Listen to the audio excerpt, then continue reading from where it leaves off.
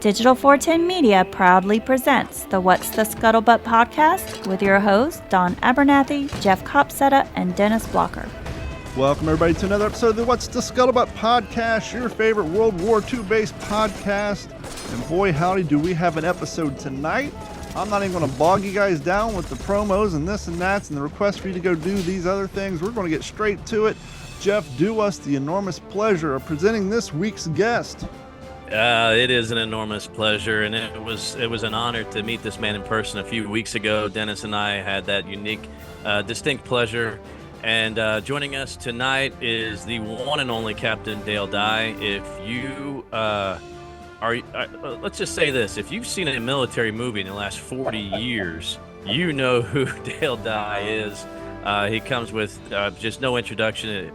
His reputation precedes himself, but what we want to do tonight is find out a little bit more about the man, about what he has created, and get into some of his other work, like being an author as well. It's really interesting to note that. I was not familiar with that till recently.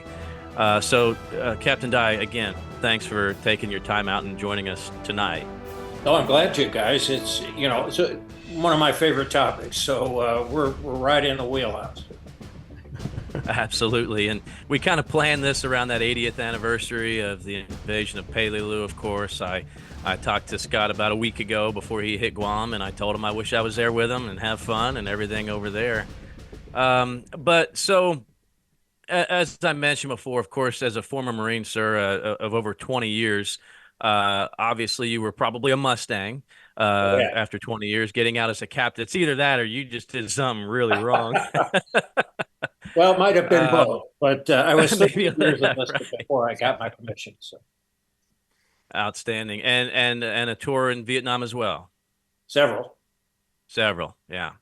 So, what I was curious about was how does that your military service? How did that play into you starting Warriors Inc. And what did that transition look like? And I ask you that because from a former service member myself. And I'm a teacher now. I'm a high school teacher, and they ask me all the time, how does that help you? And a lot of times it doesn't help at all. That's a whole different world. And so curious as to how much you took from the Marines to start Warriors Inc. Well, the plain fact of the matter is I took everything. What prompted me to have come up with this concept was that most of the military movies I had seen, and I think I'd seen them all, the common denominator was they pissed me off. And the reason was it didn't reflect who I knew professional military people were. And it certainly had a false imagery, a false depiction of what combat is and how people react in combat.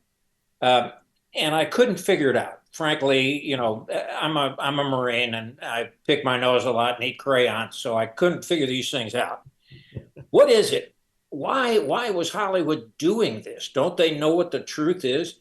And more importantly, in my view, don't they know that the truth, the way things are, who we are, how we relate to each other, and what combat really is so much more interesting, so much more dramatic, really, than what they were coming up, what these writers who'd never spent a day in uniform had come up with.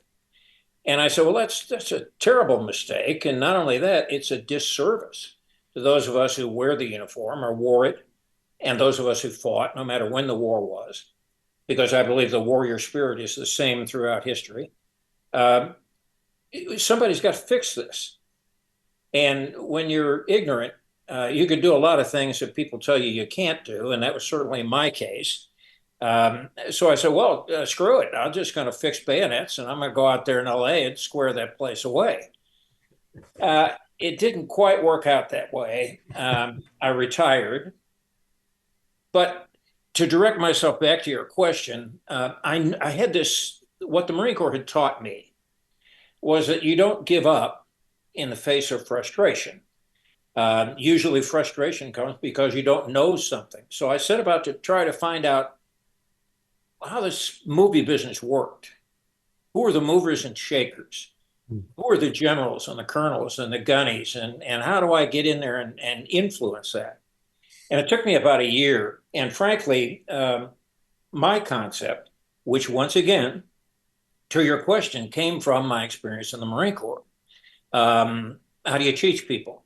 Well, you reduce them to the lowest common denominator, and then you build them into a unit, and then you teach them, and you do it in kind of a crawl, walk, run method. So that's what I thought we should do with actors. They should have some sort of concept, some sort of idea of who we are and how we do things and what combat is like before they try to depict us. And so, as I said, I wasn't having very much luck with this. People would look at me and say, hey, you, two things here. First of all, we don't do that to actors. And secondarily, you're some kind of Marine or something, aren't you? And you were in there for 20 years, 2 decades. How could you conceivably have a creative bone in your body? So get out of my house. Wow. Well, I was going to. And there I was. I mean, and so I call it Hollywood hubris. And frankly, it was a tough deal going up against it. And I was out there for about a year and really, really exercising what the Marine Corps had taught me. And that is don't give up. Don't give up. This concept is there. You may be broke. You may be couch surfing in your buddies' apartments. And you may be tremendously frustrated, but don't give up. This concept is correct. It's proper. All you've got to do is find a guy who will understand it. So after about a year, I was about to give up. I was about to say, okay, I think I got beat here. I didn't make the connection. And then that epiphany moment came. You may have heard this before, but I had learned to read the trade papers, the Hollywood trade papers like Daily Variety and Backstage and that sort of thing, the Hollywood Reporter. And I noticed a column, a little notice in a column, a little blurb in a column that said, a heretofore relatively unknown writer-director by the name of Oliver Stone is going to do a movie based on his own experience as a combat infantryman in Vietnam. And I said, whoa. There it is. I got to find this guy. If anybody will understand the concept at full immersion training, because he's been through it, he will. And I set about making that one meeting, making that one contact. And I can't really tell you how I did it because the statute of limitations may not have run out yet. But suffice to say that I managed to get myself a meeting with Oliver Stone's producer. And I pitched him and I said, look, all I want is 5 minutes. If you'll give me 5 minutes with this guy, just say veteran to veteran, so he'll get it. If I could just talk to him, I think I can guarantee you that he'll understand what I'm talking about. So he was cutting another movie at the time in Hollywood. It was Salvador, and they arranged for me to go into his cutting room and talk to him. And they said, "You got 3 minutes." And I said, "Oh shit! This is I'm now in my I'm now in 2-minute drill here." So I went in and I hit the position of attention and I commenced. And I told him what I thought was wrong with military movies and how we should fix it, and that he ought to know that, and I certainly know that from our combat experience. If we're going to truly do a depiction of what it was like for certain units, not all units, but certain units in Vietnam, then he should understand what I'm trying to tell him is needed here. And lo and behold, I don't know whether I sold him or not. Frankly, because they elbowed me out of the cutting room after a while, and I went home in my buddy's house actually, and I said, "Oh, I don't know. I think I may have screwed the pooch here. I think I may have just blown my last shot." And that day, the phone rang, and it was Stone's producer, and he says, "Oliver likes what you have to say. Come in, and we'll make a deal." And I did. And without running you through that whole drill, he ended up giving me 33 actors and 3 weeks in the mountains of the Philippines. Wow. And commander's intent, what he said was, when you bring them down out of those mountains, they better be who we were as 19-year-olds in Vietnam. Now that's the commander's intent. Wow. Your orders, carry it out. And I had these guys. I had no concept about movie stars or that sort of thing. I just didn't know doodly squat. I was making it up, and that's, once again, I go to your question. I was making it up on the fly, just as you do typically when the gunny says, "Go there and move those sandbags." Well, what sandbags? Did you figure it out? And so I had guys who are now were no big name then, but certainly are now. I had Charlie Sheen and Willem Dafoe and Forrest Whitaker, Tom Berenger, on and on and on. So what I did was I said, look, if I was running an infantry training regiment, or you guys call it what? I can't remember what the Marine Corps calls it now, but it's what comes after boot camp. How would I do that? And I said, well, this has got to be full immersion. So these guys have got to dig a hole and live in that hole with me for the next 3 weeks. And I'm going to wear their ass out. And I'll probably feed them twice a day if they don't piss me off that day. And we went through it, and I let them have it. And I had enlisted a couple of reserve Marines who were buddies of mine to go with me and serve as OPFOR, what we call the Switchblade Force. And those were the guys who attacked at night and all that sort of thing. And, I ran them through it, and it was 24 hours a day, all night ops, all day ops. And, they really could not get away from it. Their whole deal for that 3 weeks was, how do I not piss off that white-haired guy? How do I survive this? But when we brought them down out of there, they were amazing.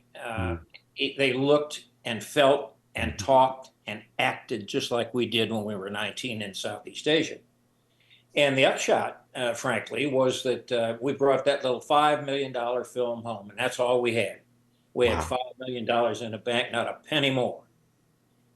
We brought it home, and lo and behold, we won 4 Academy Awards, including Best Picture and Best Director for Oliver. And, as they say, nothing succeeds like success in Hollywood.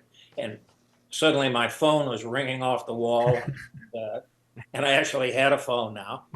And I formed this company. And I formed the company according to my Marine Corps training. The IRS was a little suspicious of it, but when I formed my company, I didn't have a CEO or a CFO or an office manager and that thing. What I had was a commanding officer, an executive officer in the company, gunny, and a battalion adjutant. And I actually wrote those on tax forms, which got me a couple of visits from the IRS. I'm sure. But that's essentially how it happened, and I've talked way too long. I'm sorry, but Well, that's amazing. No, I'm just looking at your IMDb as you're talking about this, and from the word jump, I mean, Platoon, you also did Invaders from Mars that same year, but I'm looking as time, you did 2 films in 87, you did 3 in 88, you did 5 in 89. It's like you went from trying to get your foot in the door into like probably figuring out how the hell am I going to fit all this into my schedule. I mean, they were threw a frag in the hooch. Absolutely. But, I mean, yeah. I mean, we added it up the other day, and I tell you guys, I can't believe it. We had to do another interview. Somebody wanted to interview me about my career, and we added it up, and it's something like 90 some movies or television shows that I've done. And that includes things like music videos and live performances. So I don't know. I mean, it just it exploded, and the more it exploded, the more I understood. I had a tiger by the tail here. Mm-hmm. I had an opportunity to influence audiences around the world and affect their opinion of who we are as military people. to explain things about our weird sense of humor, about why we act the way we do sometimes, and the effect that combat can have on us. I could depict the absolute best of human nature and absolute worst of human nature, which happens in combat. You see both sides. And that was a powerful tool. And I said, I can't screw around with this. This is live ammo. And if I'm going to do this, I've got to do it right. So at that point, I really started to formulate things. I really started to say, look, I have a responsibility here. I have responsibility because I now have access to the popular media. I have a responsibility to everybody who's ever worn a uniform, actually, and to shine some long overdue and well-deserved light on their service and their sacrifice. So I always kept that in mind, and that turned out to be our motto. Actually, our motto is, we'll do anything from the Peloponnesian Wars to Star Wars. And we've screwed around, just about done that. Yeah. But we always had that onus, that weight on us that said, look, careful what you do and careful how you do it, because you need to be accurate. And yet, you can't sugarcoat things. You can't be a propagandist. There have been bad things happen in America's wars, and we've got to not be afraid to expose those things. But we must expose them in context.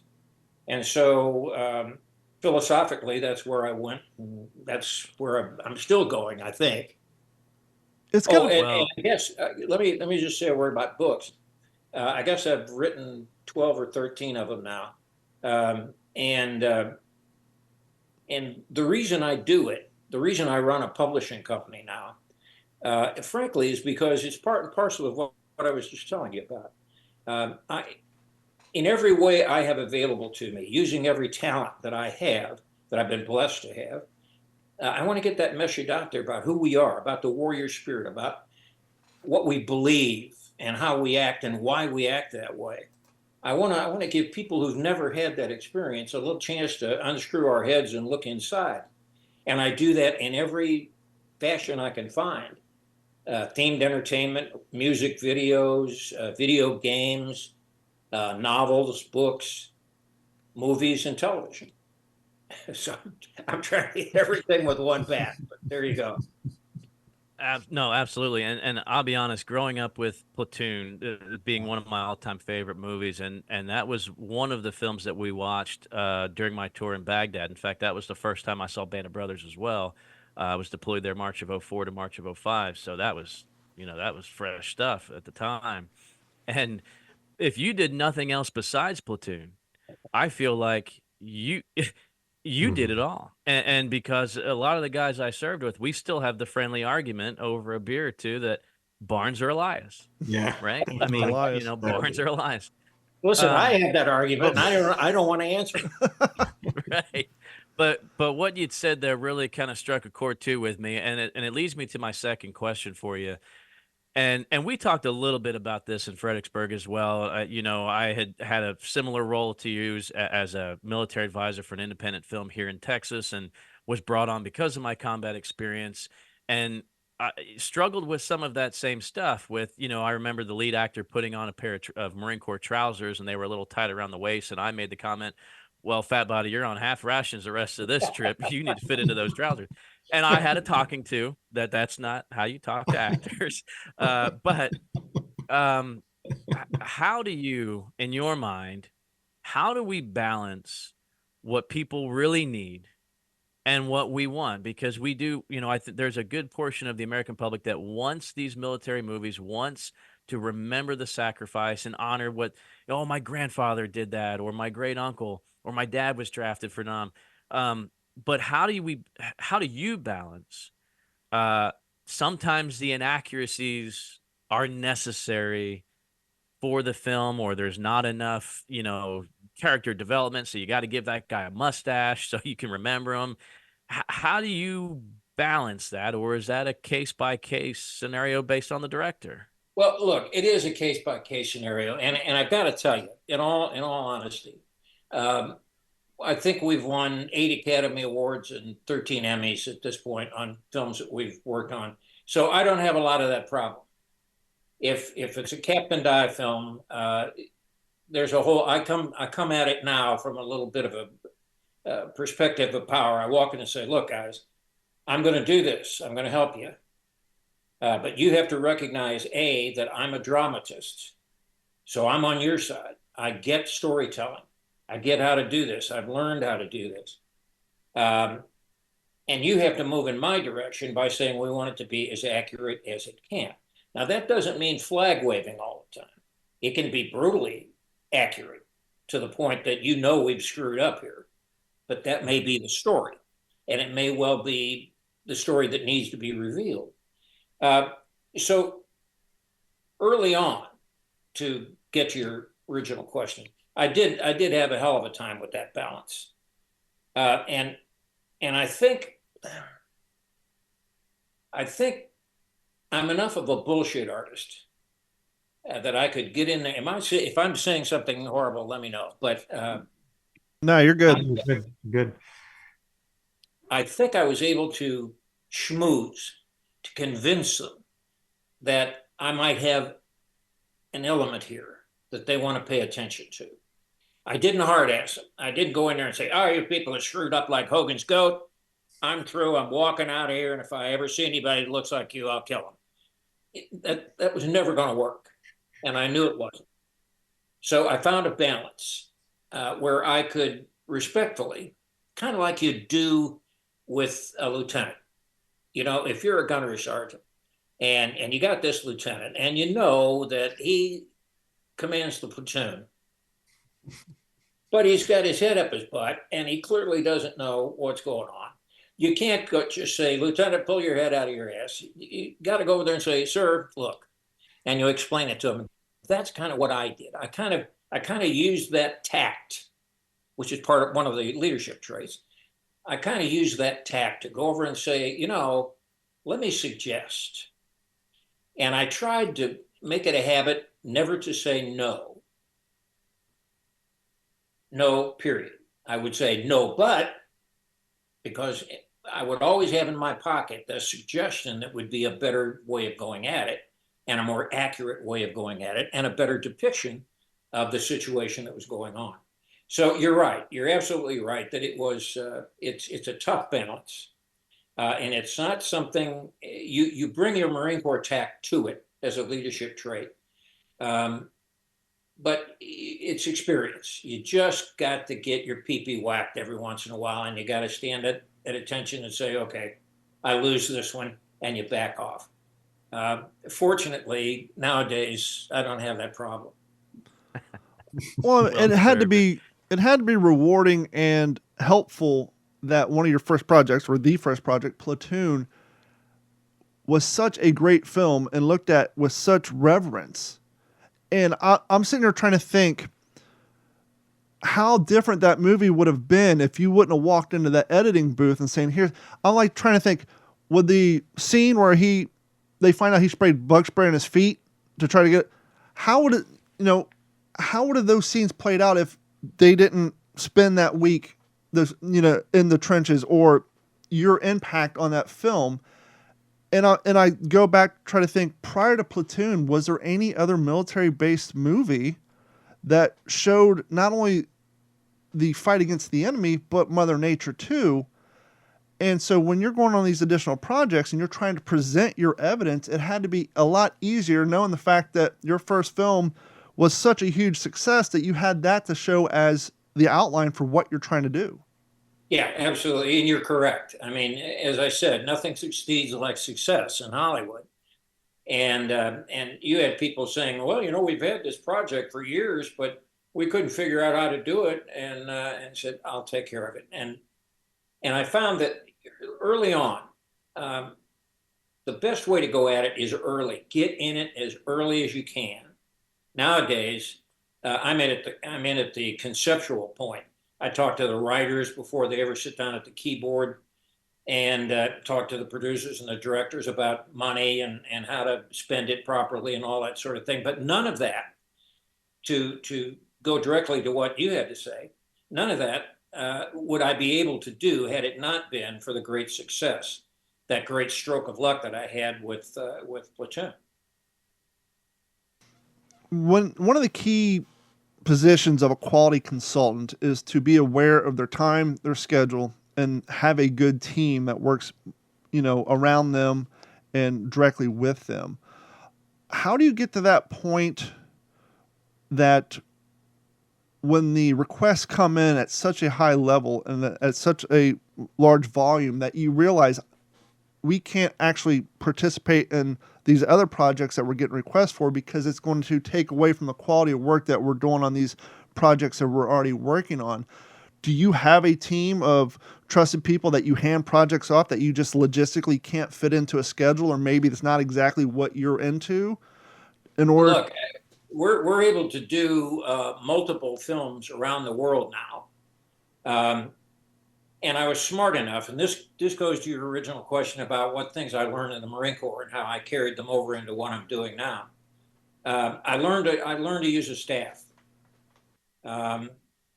I had been a staffer, and I certainly learned to use one very quickly. So what I did was I reached out and I got some guys who'd been in Vietnam with me. And one of them I've known has been my executive officer in Warriors Incorporated now, Warriors Global these days, for 50 years, half a century. He's been my XO. And he and I were young corporals and sergeants together in Vietnam. So you get that guy. And then you begin to build out. And frankly, I've tried them all. I've tried all the high-speed, low-drag guys and so on and so forth. But they're usually one-trick ponies.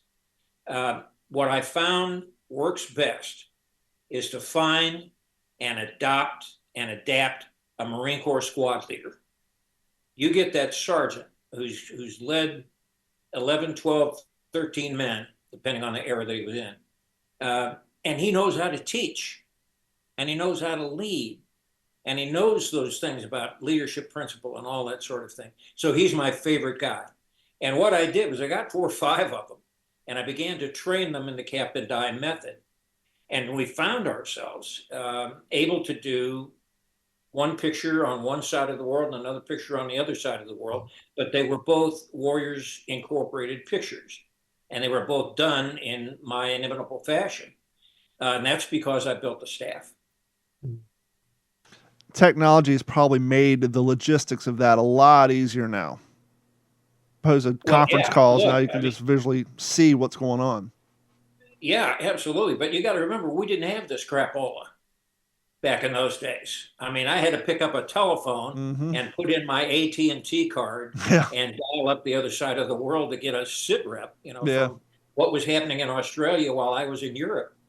So I'd talk to my XO, and he'd say, "Well, here's what we got. What do you think?" And I'd tell him what I thought we should do. But now, technology is an enormous help. We can, FaceTime, and we can do Zoom calls and all that sort of thing. So while guys are out there running them through it, I don't necessarily have to be there at the head of the column, although I like to be. I got to admit, I turn 80 next month, but I'm still out there PTing and pushing weight and still wanting to do this sort of thing. My wife's objects to it a little bit more vociferously than she used to. But I'm kind of trying to take a step back and utilize that technology that you mentioned, and see if I can't offload a little bit in order to do that. But it's like throwing the baby out with the bathwater. Sure. I mean, this is my baby. I built this thing, and I taught people how to do this. And a lot of people have tried to copy it. Not many have been successful. So I don't know whether I'm actually going to be able to let go of the reins or not. I'll probably just keel over, and that'll be the end of it. You'll never hear another thing.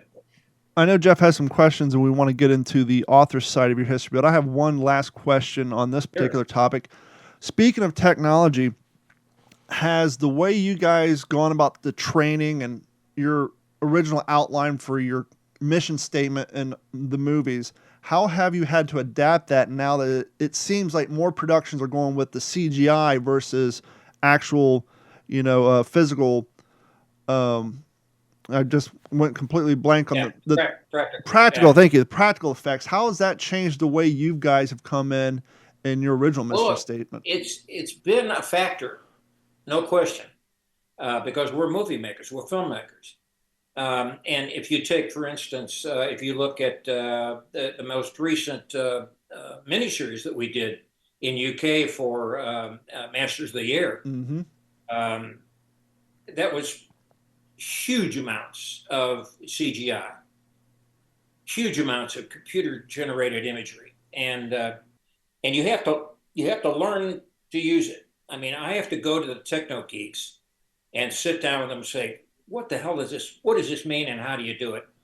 And if you're kind and nice to them, and buy them a beer or a lollipop or whatever, and occasionally they'll explain it to you, and you can get it, and you can sort of work your way through this sort of thing. But it's been a factor, no question. Fortunately, in most of the historical stuff that I do, World War II, World War One, Korea, and that sort of thing, it's not a factor. We do it practical for the most part, and really I enjoy that better. I'd rather do it practical. CGI seems a bit of a cop out to me. I realize that audiences are becoming more sophisticated and they're a bit jaded, so that if you don't offer them the CGI, they think it's a cheap shot movie, and we do fight that. This episode is brought to you by our friends over at Fume. Fume cartridges are crafted from medical-grade polyester designed for use with essential oils. Fume, a non-vape, non-nicotine, non-tobacco device, works by replacing the hand-to-mouth fixation, calming nervous tension through fidgeting, and distracts you from the bad habits with delicious flavors. Psychologists have shown stopping a bad habit cold turkey is very hard for your brain. The Fume handheld device has a built-in fidget, also has a weight similar to most vape pens. If you're interested in replacing old bad habits with new good habits, head on over to tryfume.com/D410M and get yourself a free pack of toppers with your purchase. The toppers is a perfect new accessory designed with your comfort in mind. Slip it onto the mouthpiece for a softer, warmer feel. So replace those old habits with a new habit, a good habit. Simply go to tryfume.com/D410M.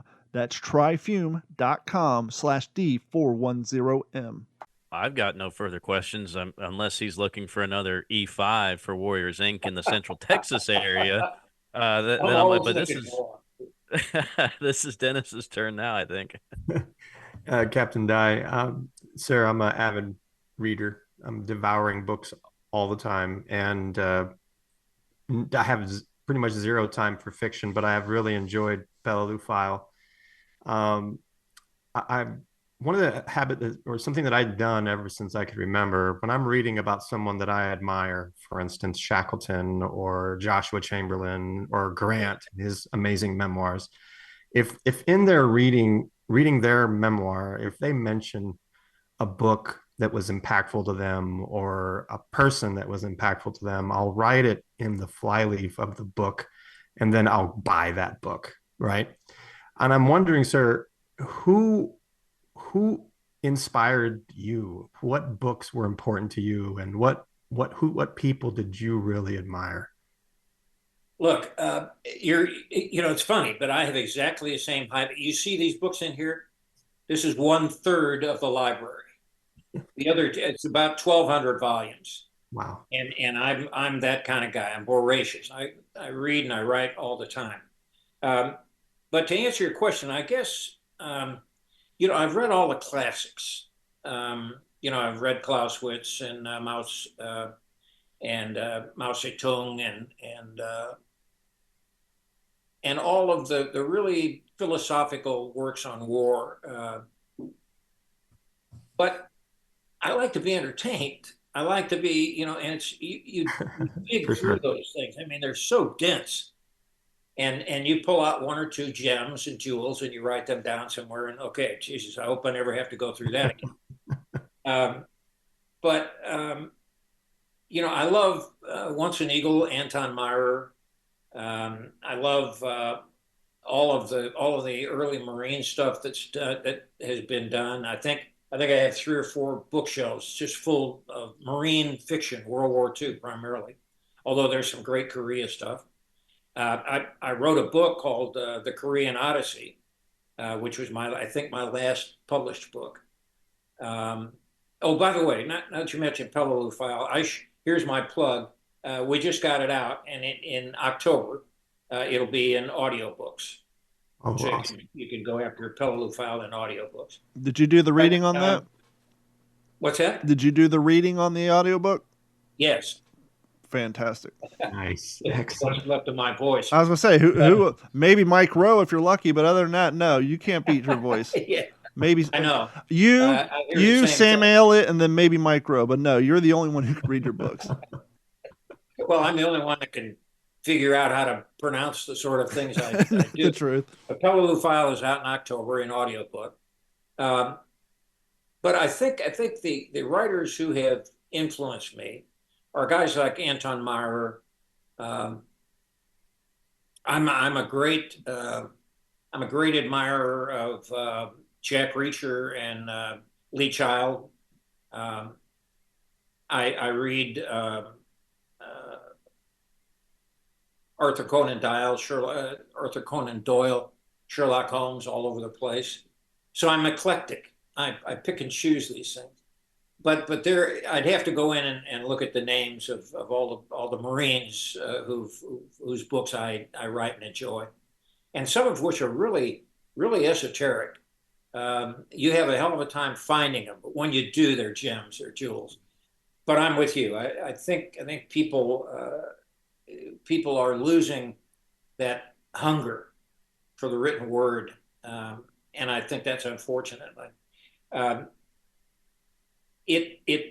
There's something about having a book in your hands that you don't get with a Kindle, and you don't get with your computer. I mean, there's something, because you can underline things, you can write notes to yourself, or you can, boy, I love that turn of phrase, and you just put an exclamation point beside it. I mean, I love doing that. Yep. Now, I got to admit, look, we have 6-bedroom huge house here in Texas.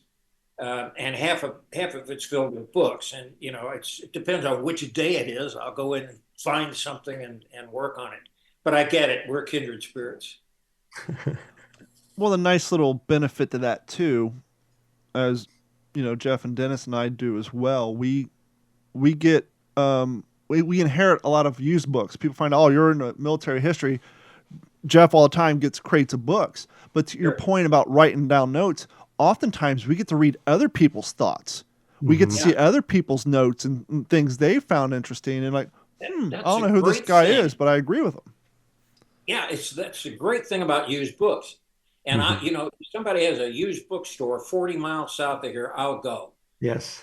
Because you find that one gem that some guy has written his notes in. They're brilliant. They're absolute brilliant insights. Often it's a guy who was involved in the thing that you're reading about. So I'm with you. I get that. Well, whoever years down the road gets my copy of With the Old Breed, it's dog-eared and marked up and highlighted, and it's got Dorito stains on it. Oh, I know. Yeah. I got more beer and spaghetti stains on half my books, and nobody will ever want them again, but I don't care. I want them. So. Sir, did you have the opportunity to meet Kobayashi's grandson? I was very moved by the lead character's efforts to find Kobayashi, and I love the way that you meld current events and modern history with the past, and with this nice touch of fiction. It just weaves beautifully. Have you had the opportunity to have any interaction with Kobayashi's grandson? No, I haven't. I wish I would, but I haven't. The occasion hasn't arisen. Mm-hmm. Jeff, don't you know somebody who knows General Kobayashi's grandson, don't you? Yeah. I was just thinking that maybe I need to give Shiro a call. He usually comes to Texas every March. Maybe we can see if we can arrange that, because that's come up before. Dale, I live about an hour from you here in Central Texas. I definitely hope to stay in touch, and boy, I'd love to be able to visit with you one-on-one, because if you talk about kindred spirits, I feel like I'm looking at myself in 40 years. Well, here's It's what you do. unbelievable. Well, I hope that's true. But you guys pack up and come on down to Lockhart. We have rooms in the house that are called the Imperial War Museum, and they've got stuff in there that I know you haven't seen. But I surround myself with this, you know, and it keeps you in the spirit, I think. But you're welcome anytime. Is the point of that. And don't say Certainly that too loud. appreciate You're going to that. have 3 ne'er-do-wells knocking on your door. It wouldn't be the first time, believe me. I feel the same way, sir. If I turn this camera around, I'm just surrounded with fighter pilots, aces, signed autographs, That's Winston great. Churchill, B-17 bombers, John Wayne, she wore yellow ribbon poster, Iwo Jima. It's all over. Over on my bookshelf over there is a bayonet from Dr. Carmelito Arcangel, who was at Quezon, and he was a company commander. Yeah. And he handed me his bayonet from Vietnam. And he says, "I want you to have this, Dennis." I worked with him in the emergency room at trauma, and he says, "I want you to have this. I know you'll appreciate it." Yeah. And And I that's the pulled point. it out, and it's razor sharp. And he said, "It's drawn blood. Just, you know, I want you to have it." And I thought, my goodness, what an honor. Well, I have one wall that's all of the movies that we've done. So you'll see all the units that we trained and all that sort of thing. But I have a thing about stuff. A picture or something is fine, but I have a thing that you can pick up and handle. Mortar sights Wow. and rounds and all that sort of thing, and I like that because when I hit mental blocks, when I can't figure out where to go next, I'll go out and fondle some war toy. Mm-hmm. It's as weird as that sounds. It's aha, and I know where to go. That's the most powerful educational tool. Dennis knows this because he's been to several events with me where I bring my displays and living history at air shows and things like Yeah, that. we talked a I little just bit about spoke in, that. Yeah, you told me. yeah, and I just spoke in San Antonio 2 weeks ago to a group of kids at the Tex Hill Wing there, brought some artifacts. But I told them, I said, I let them try on all of my deuce gear, right? The musette bag and the canteens full of water, and just so they had an idea, in the steel pot. And I told them, just like you said, it doesn't matter the first time you see something under glass, but you make a connection with it when you touch it, when you feel it. Right. Now you remember it, Precisely right. and there's nothing that can replace. You make with your hands. Yes, Absolutely. Oh man, Yes, sir. Absolutely. good going. You cannot reproduce the smell of 80-year-old web gear. Just can't do it. Just can't do it. No, you can't. There is nothing like it. I was sitting here thinking, all 4 of us, if we all turn our cameras around, we're all surrounded by. I mean, I'm looking at 7M1 Yeah. helmets. I mean, I see it. we're I all in noticed. miniature. We're all in miniature studios and museums here. Let me ask you, what came first in your chicken or egg? Were you writing books and poetry and journals before you got into the movies, or was your time on set and working with writers and seeing rewrites that help you kind of figure out the books? Look, I think I've always been an Irish storyteller all my life. I mean, I was the kid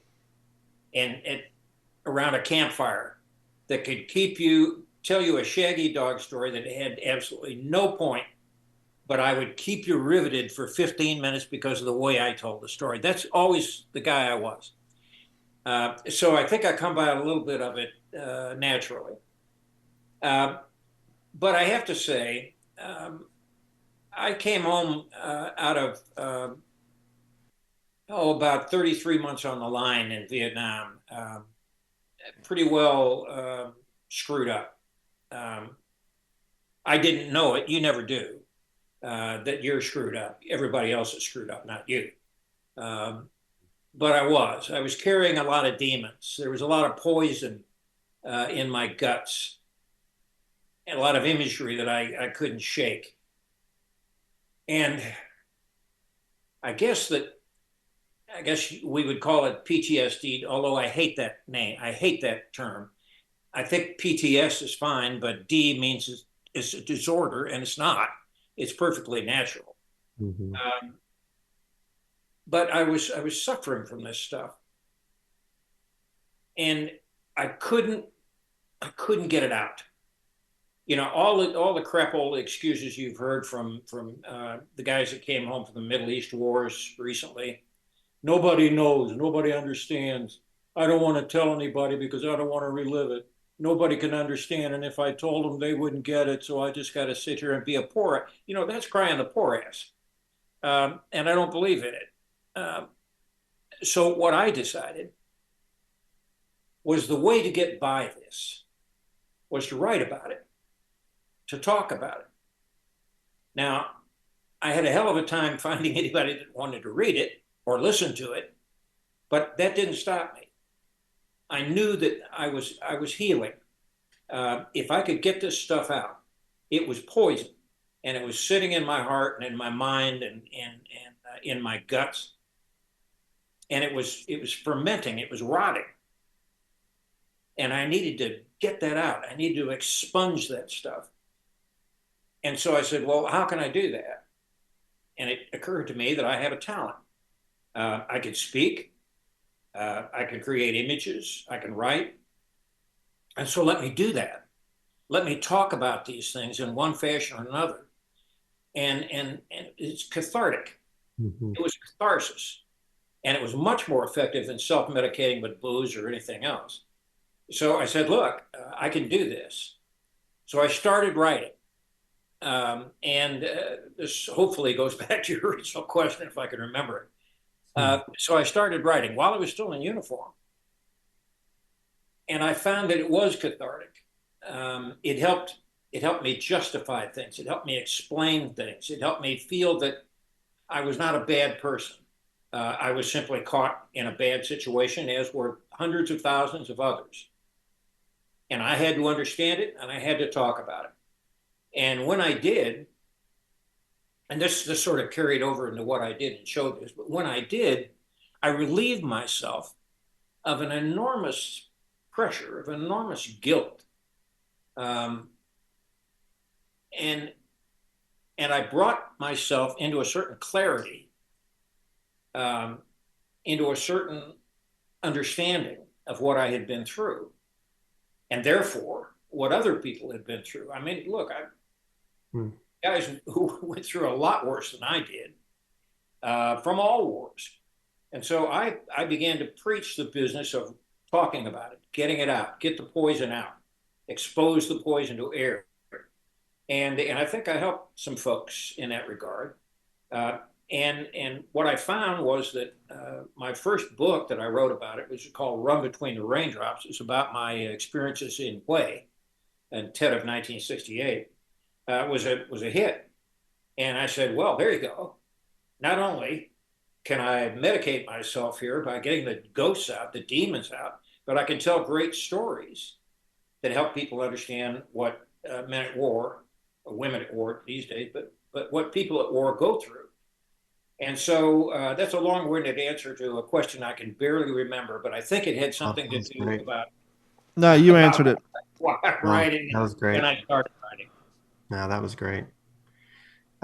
Captain Dye, when I was writing my book about my experiences in the emergency room for 23 years, my darkness, I called it my dark passenger. And what was really interesting was that when I started writing, it was so cathartic. And it was like it's digital, but I was like, I could almost imagine the typewriter, and every letter was taking the inky darkness from me, and it was coming out, and it was like tapping into that, and it was puncturing the paper, and it was there. It wasn't in here anymore. And it was like you're fighting back against the demon. Yes. It was so cathartic. I absolutely understand. Yep. A perfect analogy. So good. And what was the name of that book, sir? Your first one? Run Between the Raindrops. Run Between the Raindrops. We were getting chopped up so bad in Hue that I was with a corpsman. It was a long line of wounded men laying up against the wall of the Citadel. And he just looked at it and shook his head, and he said, damn, guy, trying to get through this Hue city without getting wounded is like trying to run between the raindrops without getting wet. Mm-hmm. There's a book in there, and lo and behold, there was. Wow, man. One That's of, gracious. I feel like we could talk forever. one of the benefits that we have as podcasters and interviewers is a lot of times when we engage in deep conversations like this, we have thoughts that have never occurred to us previously. And I just had one of those. Through time, journaling was always a thing. Definitely in the 17, 18, or early 1900s, writing was the key way to communicate with people outside of your audible realm. And as time goes by up until now, the irony of the 2000s and primarily 2024 is we all have a way to communicate digitally and to type and to write in our hands. But especially the younger generations, they've all gotten to the point where they can't take the time to write out. So now everything's shorthand and abbreviated. And I'm wondering, you guys are talking, and we've all experienced, I did some writing in the past, the catharticism that comes from writing, getting your thoughts out onto paper or into the digital paper, your computer, in long form. I wonder if possibly the reason so many young adults and kids are seeing and experiencing such high levels of anxiety and depression is because no one is taking the time to write their thoughts out in long form, to get that free therapy just from typing or writing by hand. I think you've hit on a key factor there.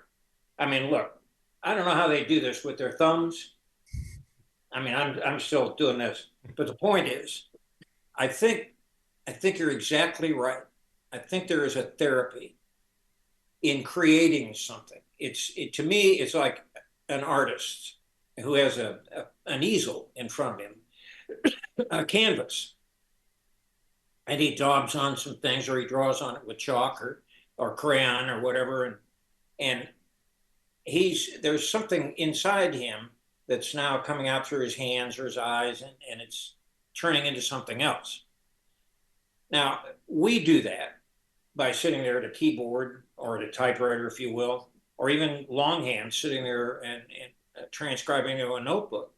And we understand our age, at least, I don't mean to put years on you guys, but the point is, I think you've all experienced the fact that there's a certain release in that.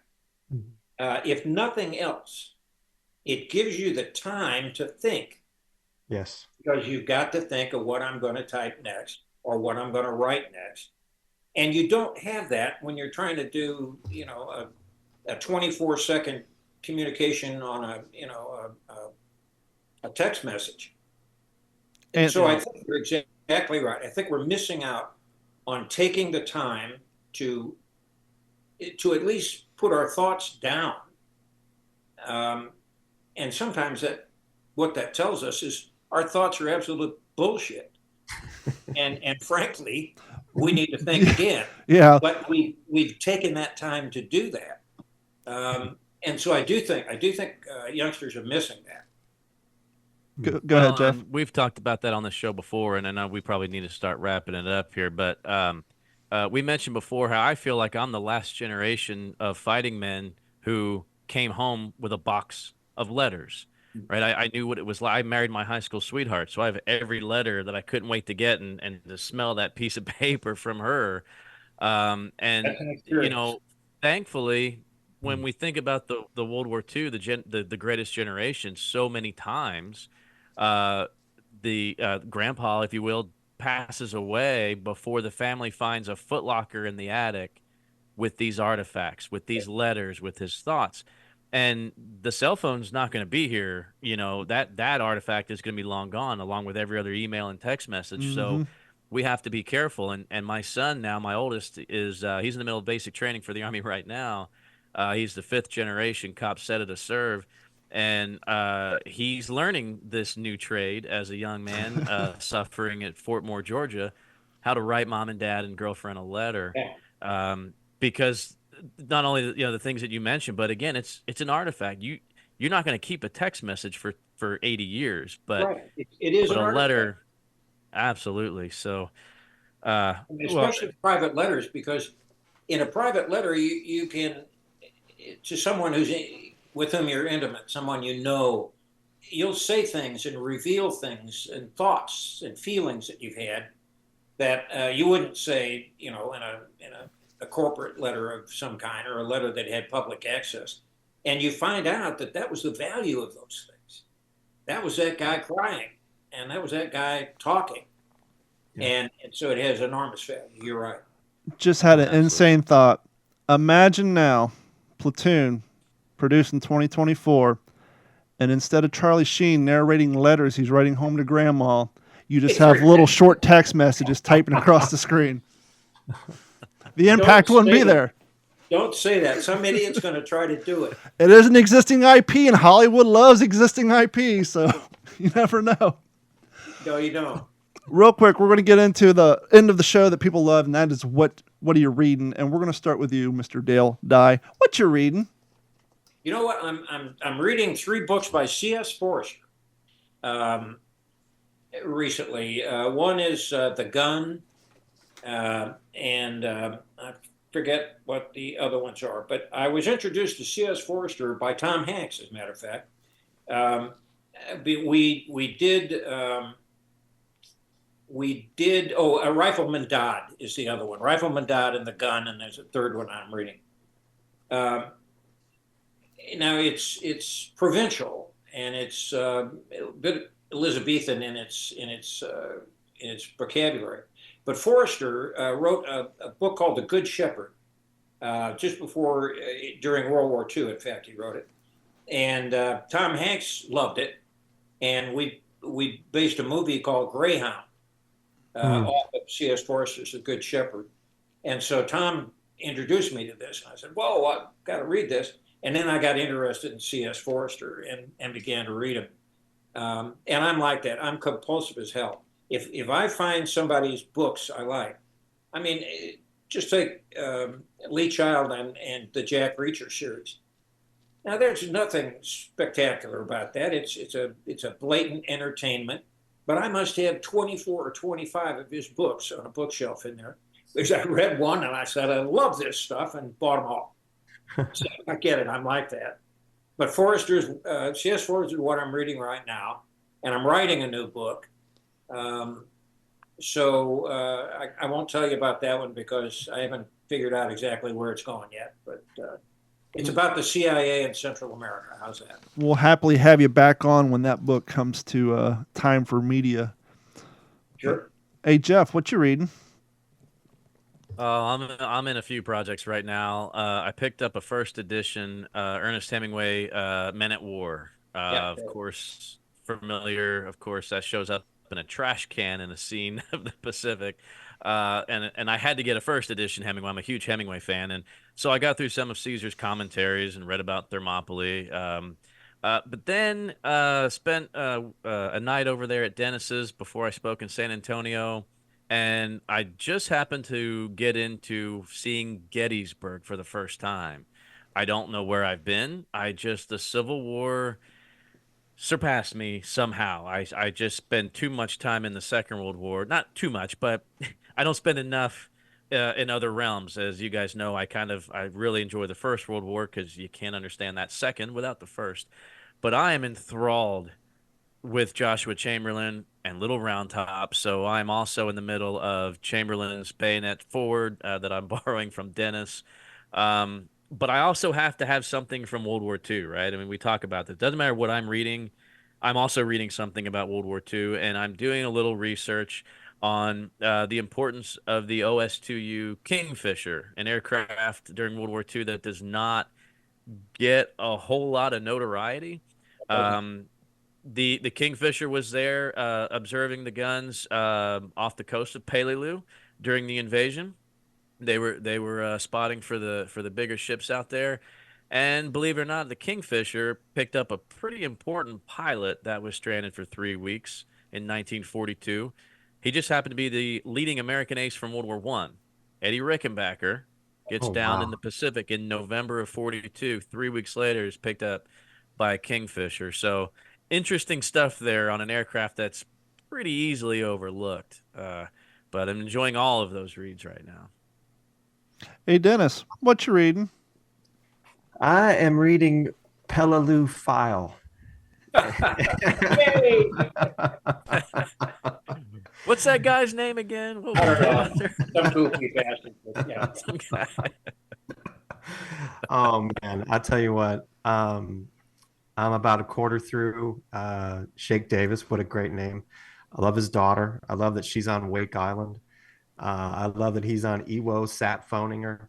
I there was the author who taught me a lot about writing is Mitch Weiss, Pulitzer Prize winning author, and he taught me something that I have got a lot from my reviews from the books I got out. And Captain Dye, you definitely have it. That ability to complete a chapter in such a way that the reader says, one more chapter, and then I'll turn the light out and go to sleep. I'm a horrible guy like that. And then you get to the end of that chapter and you're like, oh god dang it, one more.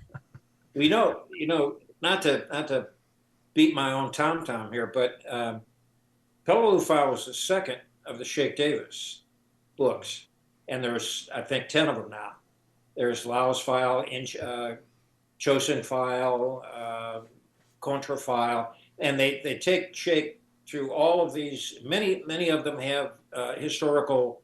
For instance, there's the Aztec File, which has him back at Chapultepec, and you'll see all of these things. So if you follow the series, you'll always get that Marine Corps connection in there.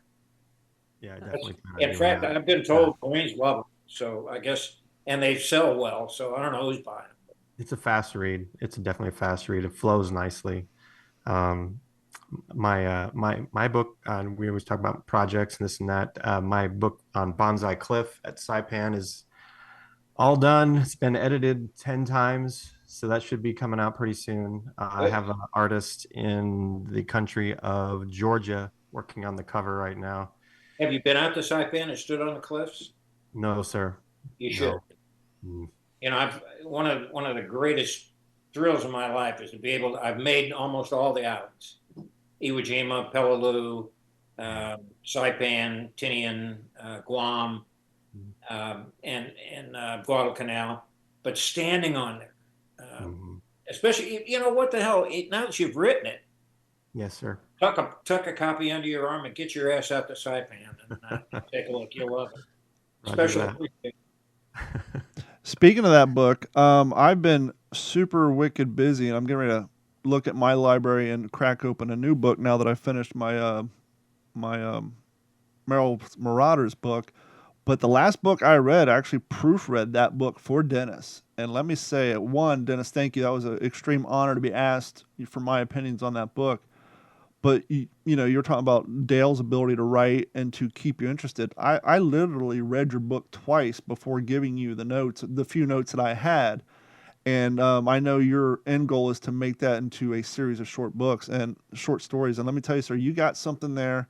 You and I have discussed that off the air, that particular topic is one that is covered briefly on a few TV shows here and there, but is by and large overlooked when it comes to the history of the campaigns in the Pacific. And the importance of that book and to get that story out there is super important in my view. And so you got yourself a great little book there, and just thank you so much for allowing me to proofread that. And I'm so excited for you to, once that thing gets published and people have the ability to add it to their libraries. You should be very proud of that book. Well, thank you, Don.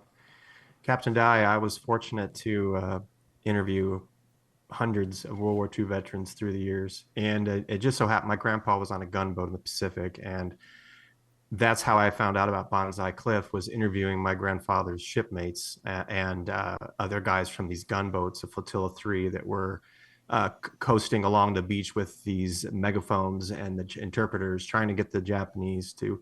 And what's interesting is my grandfather never talked about anything, but he did talk about people jumping off the cliffs.